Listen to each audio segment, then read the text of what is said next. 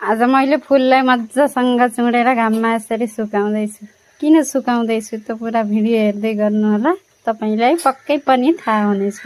यी फुलका सुकेका फुलका यी सुकिसकेपछि म चुडेर एउटा एउटा यी सुकेका फुलहरूलाई यसरी मैले छानी टिप्दैछु। फुल सुकिसकेपछि सधैँ राम्रो पनि देखिँदैन, यो सुकिराखेको फुल बोटमा छोडिदिँदा। त्यसैले मैले यसलाई मजासँग साइडबाट यसरी चुडिदिएकी छु। अरू फुल फुलिरहन्छन् उहीमै। अरू जुन पनि पूजामा चल्ने यो फुल सबैलाई मनपर्ने फुल पनि हो। त्यसैले यो सुकाउनको लागि अरू बिरुवा बनाउनको लागि मैले आज यसलाई यसरी टिप्दैछु। अब के गर्ने त, यसलाई टिपेर मजासँग घाममा सुकाएर राख्दिनुहोस्।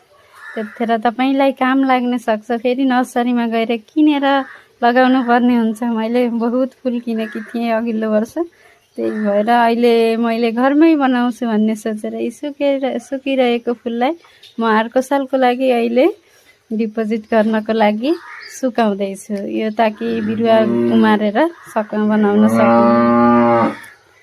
यी फुलहरूलाई अब फुटालेर मजासँग घाममा सुकाइदिन्छु। त्यसपछि यी फुलहरू उम्रिनेछन्। तपाईहरूले घरमै फुल बनाउनुहुन्छ कि बनाउनुहुन्न? ल है हेर्नु, म त